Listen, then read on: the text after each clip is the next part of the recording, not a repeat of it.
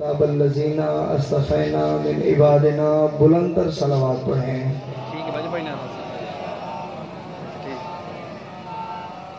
دعا ہے کہ مالکان عزت بارگاہ عزت میں آئے ہوئے ہر صاحب عزت کی عزت کو محفوظ فرمائے۔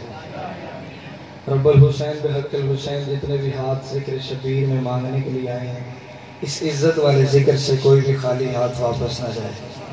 ذاکرین مجلس، حاضرین مجلس، بانیان مجلس کی اللہ رزق معرفت اور رزق ولایت میں اضافہ فرمائے۔ بہت بڑی دعا، سارے مل کے دل سے آمین کہیے گا۔ میرا اللہ اس وقت تک کسی بھی علی ولی اللہ پڑھنے والے کو موت نہ آئے جب تک حسین بادشاہ کے نوری محل کی زیارت نصیب نہ ہو۔ میرے مالک عقیدہ حق پہ استقامت نصیب فرما، قبر کی پہلی رات ہو زیارت امیر نصیب فرما، قیامت کی پہلی صبح ہو شفاعت شفیع نصیب فرما۔ ان تمام دعاؤں کو قبولیت کی آخری منزل تک پہنچائیں۔ سہارا درود کا لیں، بلند ترین صلوات پڑھیں۔ اللہم اجازت ہے ذکر شروع کیا جا سکتا اپنی کم علمی کا اعتراف کرتے ہوئے اور باب علم سے مانگی ہوئی خیرات پہ اعتماد کرتے ہوئے میں یہ لفظ منبر پہ پہلے کہہ دوں کہ کسی بشر میں اتنی طاقت نہیں کہ وہ بتائے حقیقت سید آ گیا ہے۔ بسم اللہ جو بول سکے وہ زحمت فرمائے۔ کسی بشر میں اتنی طاقت نہیں کہ وہ بتائے حقیقت سید آ گیا ہے، کیونکہ جس شہزادی کی مدحت پڑھنے لگا ہوں اس کی حقیقت بیان کرنے کے لیے لہجے کا توحید ہونا ضروری ہے۔ لہجہ توحید ہو، سماعت رسول ہو، لفظ قرآن ہو، لکھنے والا علی ہو، چادر تطہیر کی ہو، پھر جا کے کوئی بتائے کہ سیدہ کیسے کہتے ہیں۔ لیکن ابتدائی مجلس ہے، میں پہلا جملہ پہلی سطر آپ کے اذہان عالیہ کے حوالے کرنے لگا ہوں، اور یقین کامل ہے کہ نہ سطر ضائع ہوگی نہ لفظ کا لہو ہوگا۔ زہرا کہتے کسے ہیں جس کی تسبیح کے دانے گناہگار کو رحمان سے مشورے کے قابل بنائے اسے بطول کہتے ہیں۔ بولے وہ بندہ جو خیرات سیدہ سے لینے کے لیے آیا، جس کی تسبیح کے دانے بسم اللہ جو سمجھ کے بولا اس کو میں شکریہ ادا کرتا ہوں۔ تسبیح سے ہوتا ہے استخارہ، استخارے کو کہتے ہیں اللہ سے مشورہ۔ تسبیح ہے جناب سیدہ سے منسوب، جس کی تسبیح کے دانے گناہگار کو رحمان سے مشورے کے قابل بنائے اسے بطول کہتے ہیں۔ اگلے جملے پہ ہر بندے کا ہاتھ اٹھا ہوا نظر آئے مجھے۔ بطول کہتے کسے ہیں جو کعبے سے زیادہ پاک ہو اسے بطول کہتے ہیں۔ ہائے ہائے، جو کعبے سے زیادہ پاک ہو اسے بطول کہتے ہیں۔ میں نے منبر پہ لفظ کہہ دیا جو کعبے سے زیادہ پاک ہو اسے بطول کہتے ہیں۔ میں نے منبر پہ دعویٰ کیا، میں دلیل لے کے جاتا ہوں، ابھی کا بھی قرآن منبر پہ لے گیا۔ قرآن کھولتے ہیں، قرآن سے پوچھتے ہیں کہ کعبہ کتنا پاک ہے، پھر اسی قرآن سے پوچھتے ہیں کہ بطول کتنی پاک ہے۔ ہم نے جب خدا کی کتاب سے پوچھا اللہ کی کتاب تو بتا کعبہ کتنا پاک ہے، تو خدا لم یزل ابراہیم سے گفتگو کرتے ہوئے کہا یا ابراہیم و طاہر بیتی، ابراہیم میرے گھر کو تو پاک رکھ۔ اس کا مطلب گھر اللہ کا تھا، پاک رکھنا ڈیوٹی ابراہیم کی تھی۔ گھر اللہ کا تھا، پاک رکھنا ڈیوٹی ابراہیم کی تھی۔ اب توحید سے پوچھتے ہیں کہ بطول کتنی پاک ہے، اب توحید کا لہجہ ہی بدل گیا، اب قدرت کے تیور ہی بدل گئے۔ آواز قدرت انما یرید اللہ لیذھبعنکم الرجس اہل البیت ویطہرکم تطہیرا۔ بطول میرا ارادہ ہے تجھے میں پاک رکھوں، کعبے کو ابراہیم پاک رکھے، بطول کو توحید پاک رکھے۔ کعبہ اتنا پاک ہے جتنی ابراہیم میں طاقت ہے، بطول اتنی پاک ہے جتنی توحید میں طاقت ہے۔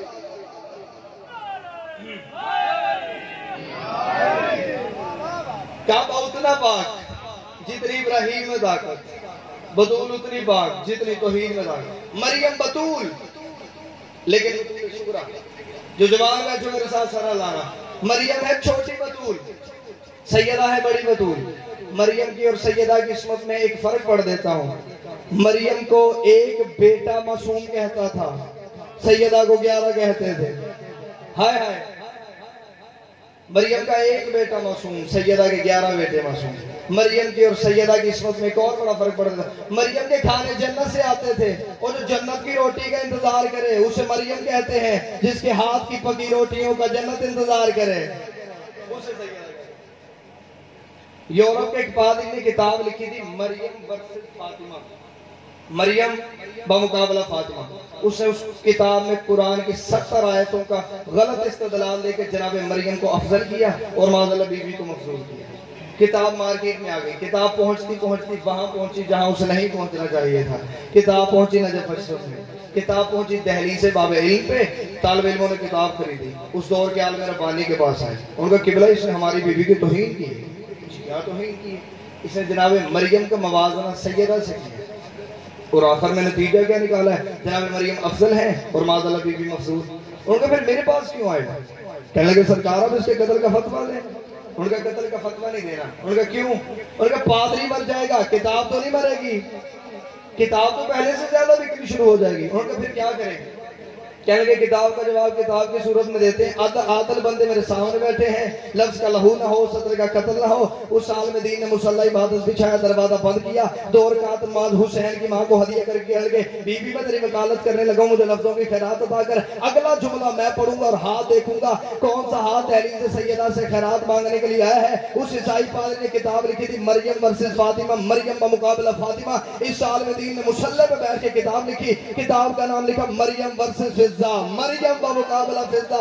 اس نے قرآن کی 70 آیتوں کی دلیل دی تھی، انہوں نے قرآن کی 110 آیتوں کی دلیل دے دی، جس میں سے پہلی دلیل میں ممبر حسین سے پڑھ دیتا ہوں۔ ان کا عیسائی پادری ہو، شرم نہیں آتی، مریم کا مقابلہ سیدہ سے کرتے ہو، جبکہ اللہ قرآن میں کہتا ہے مریم کے سامنے فرشتہ روٹی لے کے آتا، مریم چہرے پہ پردہ ڈالتی، فرشتہ کہتا بی بی پردہ کیوں کرتی ہے؟ میں تو اللہ کا بھیجا فرشتہ ہوں جو تجھے روٹی دینے کے لیے آیا ہوں۔ مریم دونوں ہاتھ ماتھے پہ رکھے کہتی تیرا بھی شکریہ، اس کا بھی شکریہ، تیرا بھی شکریہ، اس کا بھی شکریہ، اسے بھیجی تو لے کے آیا۔ ان کو شرم نہیں آتی، مریم فرشتے کا بھی شکریہ ادا کرے، مریم توحید کا بھی شکریہ ادا کرے۔ مقابلہ سیدہ سے کرتے ہو، 3 دن بطول پکاتی رہی، دروازے پہ فضہ بانٹتی رہی، 3 دن بطول پکاتی رہی، دروازے پہ فضہ بانٹتی رہی۔ تیسرے دن جبریل نے کہا فضہ میں تیرا شکریہ ادا کرنے آیا ہوں۔ فضہ نے دروازہ بند کر کے اٹھ جبریل تو شکریہ کیوں ادا کرتا ہے؟ یہ تو ہم نے وجہ اللہ کا صدقہ دیا تھا، یہ تو ہم نے وجہ اللہ کا صدقہ دیا تھا۔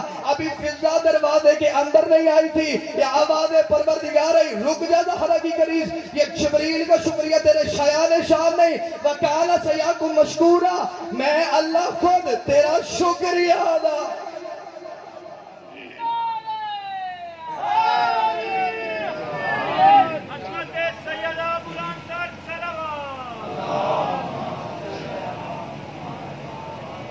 میں اللہ خود تیرا شکریہ ادا کرتا ہوں۔ زمانے کو پتہ چل جائے گا چھوٹی بطول کون سی ہے اور بڑی بطول کون سی ہے۔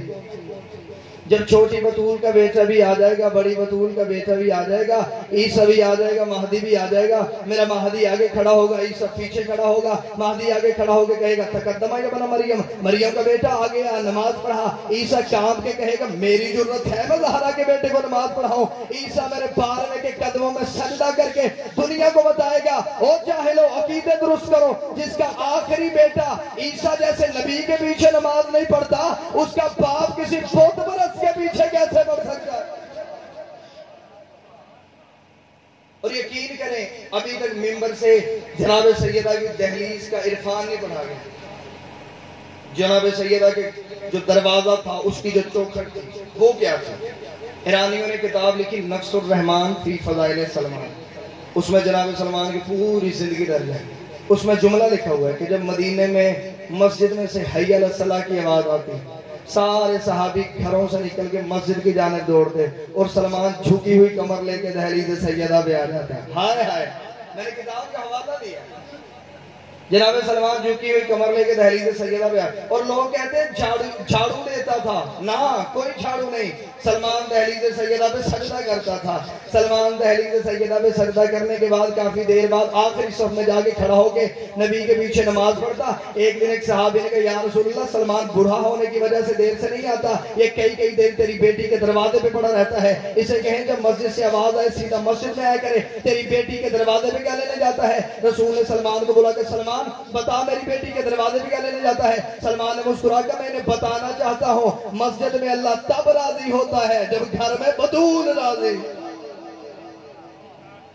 جتنے بھی عزت والے مومنین بیٹھے جناب سلمان کا جملہ سنیے گا، اتنا پیار ہے مجھے اس جملے سے جناب سلمان کا، مجھے شرم آتی ہے ان مسلمانوں سے، اسے سجدہ کرتے ہیں جو نظر نہیں آتا، ہائے ہائے، اسے سجدہ کرتے ہیں جو نظر نہیں آتا، اسے سجدہ کیوں نہیں کرتے جو گھر میں حجاب کبریا بن کے بیٹھی ہے۔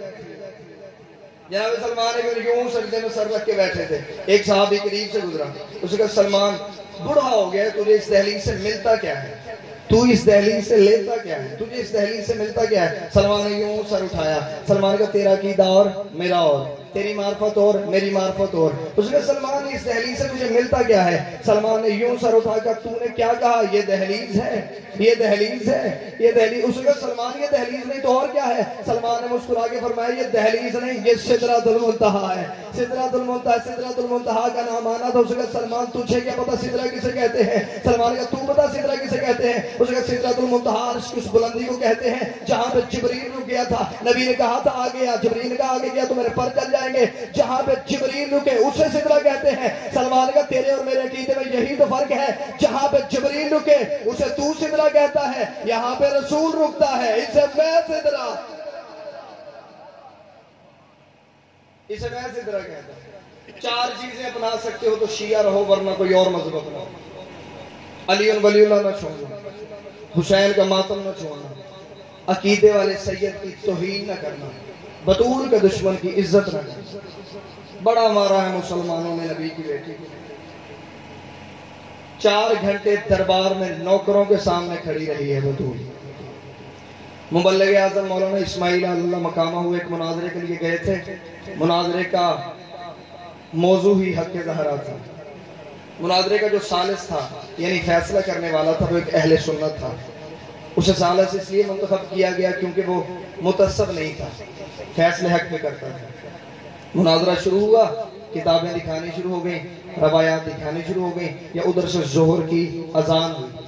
طے یہ پایا کہ ظہر کی نماز کے بعد پھر سے مناظرہ شروع ہوگا، یا مخالف مولوی مسجد میں نماز پڑھانے کے لیے گیا، اس کے پیچھے وہ جا کے ثالث تھا جو چودھری عاشق، اس کے پیچھے بالکل جا کے کھڑا ہو گیا۔ نماز مکمل ہوئی، اسے سارے نمازیوں سے کہا ایک لمحے کے لیے باہر جاؤ، سارے کے سارے باہر گئے، اسے مسجد کی کنڈی لگائی، اسے کہا دیکھ مولوی تو کہتا تھا محمد کی بیٹی دربار نہیں گئی، شیعہ کہتے تھے محمد کی بیٹی دربار گئی ہے، اب انہوں نے بلا لیا ہے اپنا مولوی، وہ اپنی کتابیں دکھاتا ہے، تو اپنی کتابیں دکھاتا ہے، مجھے یہ تمہاری کتابیں سمجھ میں نہیں آ رہی، مجھ سے یہ فیصلہ ہونا نہیں ہے، میرا جگر پھٹنے کے قریب ہے، مجھ سے یہ فیصلہ ہونا نہیں ہے، کیونکہ یہ عام فیصلہ نہیں، محمد کی بیٹی کی جگیر کا فیصلہ ہے، میں نے قتل کے فیصلے لمحوں میں کر دیے ہیں، مجھ سے یہ فیصلہ ہونا نہیں ہے، مجھے صرف ایک سوال کا جواب دے، ابھی کا بھی مناظرہ ختم کروا دیتا ہوں، سارا مناظرہ ختم کروا دیتا ہوں، مجھے صرف ایک سوال کا جواب دے، محمد کی بیٹی دربار گئی تھی؟ اس نے کہا چودھری عاشق محمد کی بیٹی کا بنتا نہیں تھا، اس نے کہا میں نے پوچھا ہی نہیں بنتا تھا یا نہیں بنتا تھا، مجھے صرف اتنا بتا محمد کی بیٹی دربار گئی تھی؟ اس نے کہا ہاں چودھری عاشق ہماری کتابوں میں لکھا تو ایسے ہی ہے، محمد کی بیٹی دربار گئی تھی۔ کلیجے پہ ہاتھ رکھ کے اٹھا اور رو کے کہتا ایک سوال کا جواب اور دے، جب بی بی آئی ہے تو خالی آئی ہے یا کچھ لے کے آئی ہے؟ خالی آئی ہے یا کچھ لے کے آئی ہے؟ اس کا چودھری عاشق نبیوں کا ورثہ کوئی نہیں ہوتا، اس کا شرم نہیں آتی، میرے مرنے کے بعد میری بیٹی کسی کمی کے دروازے پہ چلی جائے اور جا کے میں چودھری عاشق کی بیٹی ہوں، بتا دے کے بھیجے گا یا خالی بھیجے گا؟ اس کا دے کے بھیجے گا، بیٹی جو تیری ہے اس نے لوگے گا میری بیٹی کا حیا کرتے ہو، محمد کی بیٹی کا کسی نے حیا نہیں کیا، میری بیٹی کا حیا کرتے ہو، محمد کی بیٹی کا کسی نے حیا نہیں کیا۔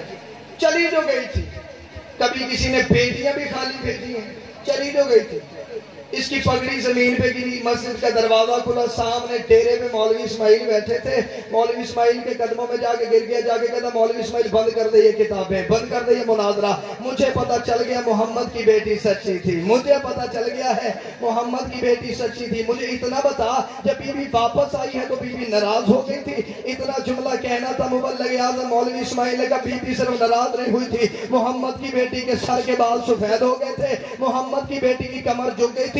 چودھری عاشق وہ سنی بندہ تھا، کلیجے پہ ہاتھ رکھ کے اٹھا، دیکھ کے کہنے لگا مولوی اسماعیل مجھے جلدی کر جگیر فدق کا حساب نکال کے دے، کتنے پیسوں کی بندی تھی؟ مبلغ اعظم دیکھ کے کہنے لگا کیا کرے گا؟ اس نے کہا میں زمینیں بیچوں گا، میں گھر بیچوں گا، اپنی بیٹیوں کے زیور بیچوں گا، اپنی اولاد بیچ دوں گا، اگر پھر بھی پورے نہ ہوئے میں اپنا آپ بیچ دوں گا، سیدھا سعودی عرب میں جا کے بقیہ میں زہرا کی قبر پہ رکھوں گا، رکھ کے کہوں گا بی بی میں تیرا حق لے کے آیا ہوں، بی بی میں تیرا حق لے کے آیا ہوں۔ مولوی اسماعیل نے سر پہ خاک ڈالی اور روکے گا بی بی کے بال اس لیے سفید نہیں ہوئے تھے کہ محمد کی بیٹی کو جگیر فدق نہیں ملی تھی، اور روکے گا پھر کیا ہوا تھا؟ مبلغ اعظم نے سر پہ خاک ڈالی اور روکے گا دربار میں 3 دفعہ کہا گیا ہے فاطمہ تو جھوٹ بول رہی ہے، زمین پہ گر گئی اور رو کے کہتی حق نہ دیتے پر مجھے بیٹوں کے سامنے